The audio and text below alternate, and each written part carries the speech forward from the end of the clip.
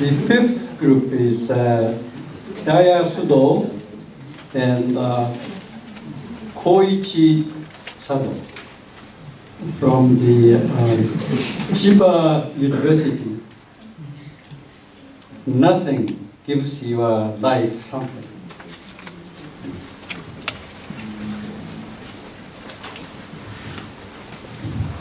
Well, thank you for the nice introduction regarding the film. My name is Koichi Sado, and this is Yaya Sudo from Chiba University. Well, in this presentation, we'd like to advocate the desirable ideas about how to make our university life better. The title is, as Mr. Fujimoto mentioned, nothing brings to life something. Well, here are the content. After describing the current situation regarding university's students' lifestyle, we'd like to propose the desirable ideas to how to make our life more meaningful. Firstly, the current situation. Well, unfortunately, many university students tend to take lessons quite passively. Oh dear. Think for nothing. And majority of the students unfortunately choose head-down approach. How can I do that? A majority of the students are influenced by various factors such as part-time jobs and academic courses. Oh dear. I hope the situation doesn't last for a long period of time. However, I really enjoy the current lifestyle. Some critics might say that it is not good just to follow your senior's path. And we agree with this idea to a large extent. Let's find out the underlying problems regarding that matter. According to BNSF, a very prestigious and well-known educational institution survey, many university students are not willing to explore their future career. And to make the matters worse, even if they try to find extracurricular events, they find it difficult to seek opportunities for participating in this kind of events because they're influenced by academic restrictions. For example, teaching practice, job hunting, and academic, for example, graduation year. Well, according to BNSF's survey, more than 50% choose academic courses at university because they are easy to get credits, not based on their interests. Oh, sorry to hear that. And another survey shows more than 80% of the students, 4 out of 5, prefer lectures, one-way lectures, to active learning style. I prefer the latter, active learning style though.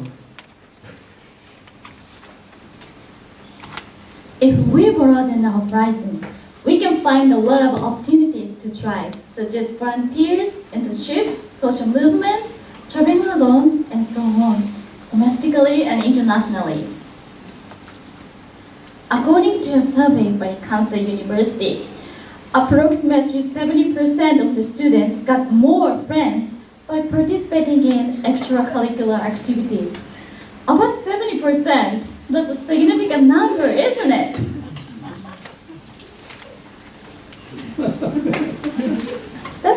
That shows students who join extracurricular activities seem to gain better personal connections.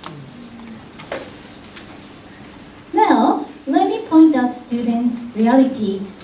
There are obstacles for students, which mean most of their time are spared for studying related lectures, like assignments. And as you can see the pie chart, students also spend the time on part-time job because some of them have to pay the tuition by themselves. Anyway, did you understand Japanese students' current situation? Yes. And, yeah.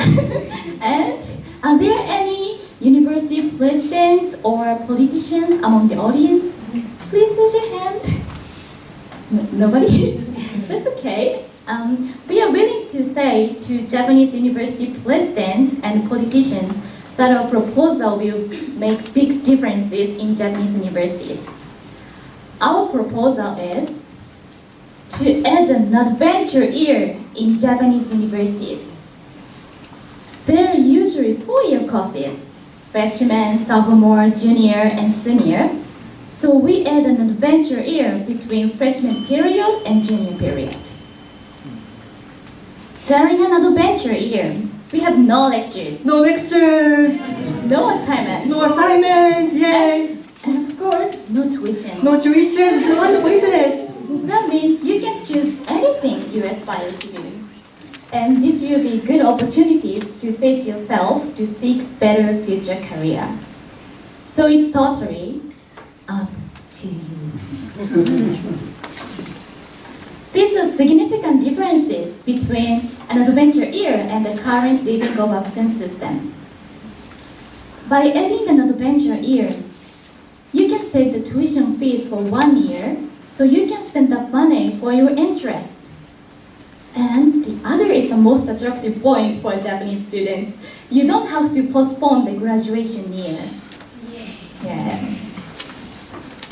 Well, I'd like to describe my personal experience at the United Nations University. In this summer vacation, I participated in a 4-day program in Kanagawa Prefecture through United Nations University, where I learned important concepts regarding humanitarian efforts, such as in the perspective of refugees, migrants, and internally displaced persons. There, I understood the very crucial concepts about how to make our life and university, and of course the world, desirable to a large extent. However, we are really willing to study in-depth topics without restrictions, which means if we don't have to worry about graduation year and other academic restrictions. If these situations are met, probably there will be more opportunities to deeply figure out international affairs. In conclusion, an adventure year gives Japanese students' lives something special. That's all for today. Thank you for listening.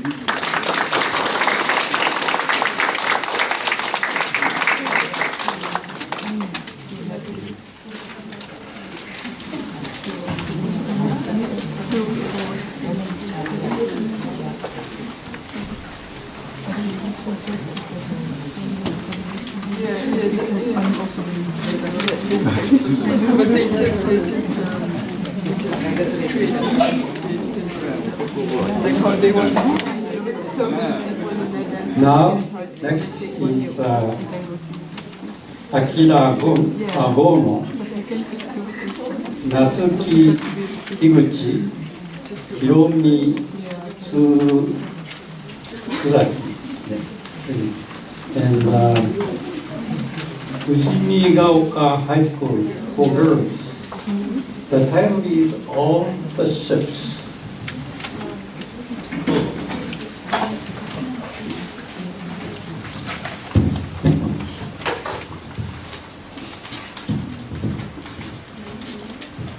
All the ships. You may be wondering what we are going to share with you today. We are talking about friendships, sportsmanships, companionships, and comradeships, which are all different types of relations between individuals. Have you ever realized the fact that relationships in your home country differ from those in other countries? All three of us standing here today have experienced living abroad and have come to the conclusion that our home country, Japan, has diverse relationships that are both similar and different to relationships in the foreign areas we have lived in. In my case, Korea. In my case, the Philippines. And in my case, England. Today, we would like to examine the relationships we face in our daily lives, specifically on friendships. The biggest similarity between Japan and foreign countries is that they believe having good relationships require factors such as generosity and being considerate towards others. While it is true that Japanese people express their feelings in a completely different way, they do have one characteristic in common, which is having kindness in relationships. Japanese people feel comfortable when they are surrounded by peers who share the same interests. In addition, they are likely to read between the lines, making sure to avoid saying any offensive comments. In countries overseas, relationships revolve around honesty and the importance of having your own opinion. This is to show how much they care for each other. Therefore, while the method of showing affection may differ, the final result aims for a strong connection built on being generous and considerate. Despite this one similarity that may seem like a difference, we would like to propose several major differences between Japan and Western and European countries when it comes to relationships. First of all, most Japanese people are easily affected by the opinions of others. This leads them to adopt their own beliefs, especially when the majority of their peers state different opinions. Teenagers today feel it is unnecessary to express their own feelings when others don't feel the same way. In comparison to this, Western and European people accept another's opinion, allowing them to express their feelings and interests freely. Most people are open to everyone and happily welcome, not based on their hobbies. Another major difference between Japan and other countries is that they believe having countries is a relationship between the upper and lower individuals, as Japanese people would call it, senpai and kohai relationships. In most cases, relationships between the senior and junior students are limited to within certain extracurricular activities. The younger students constantly need to keep in mind their use of language and actions, whereas in non-Asian countries, they have no borders as to how they communicate with their classmates, nor how they behave towards their elders. After understanding these similarities and differences, there are many problems which can be analyzed. As mentioned before, senpai and kohai relationships restrict students from saying things freely. Although from my personal experiences, there are situations where some students from varying grade levels have tight relationships, there is a point where they cannot get closer. No matter how close, students are aware that their friendships will never go further than what is expected. These types of issues do not exist only in Japan, but also globally. For instance, because underclassmen are not used to behaving differently in other culture, they may be impolite or disrespectful without being aware of it. In addition, growing up in this type of community, teenagers start to lose manners and behave differently than how they truly feel. Now, how could misunderstandings between Japanese and foreign students occur? This is mainly because of the common characteristics of Japanese people, which is created throughout the education. In Japan, students are taught by teachers not to bother other people as much as possible. This mindset is embedded to the student's brain, forcing students to alter their opinion and actions. Because of this, Japanese students tend to suppress themselves, keeping comments to a minimum. On the other hand, in Western countries, teenagers are educated by the teachers to contribute to others. As a result, there is a possibility in which people state their point of view aggressively during debates and discussion, regardless of making mistakes. Here lies the distinction of features between Japan and Western countries: suppressive and aggressive, which causes misunderstandings in conversations. Since Japanese students adapt to their environment, they cannot speak without restricting their language and being cautious of making mistakes, consequently leading foreign and Japanese students to have issues regarding misunderstandings. Look at this number, 225,000. What do you think this number represents? There is one issue that is native only in Japan: bullying. Almost 225,000 cases of bullying has been reported to schools in Japan, and 22,000 teenagers are committing suicide. When a great number of people agree on one thing, while the minorities disagree, bullying happens. The majority who agree tend to think the opinions of minorities are incorrect, odd, and different. Therefore, many people believe that everyone should share the same opinion, especially youths. In result, people go for the options which have the most vote. Of course, this has an advantage of deciding matters quicker. However, this may also have a negative outcome of not being able to reflect on one's opinion. In conclusion, we strongly believe that both Japanese and foreign-style relationships have important strengths, so we propose that the best friendship should be a combination of both styles. Therefore, we want every one of you who came here today to rethink the relationships you have with your friends, senpais, and kohais, and imagine what is best for us to create a society where people from all ages can respect each other and feel free to express their own opinions without the fear of being judged. Thank you for listening.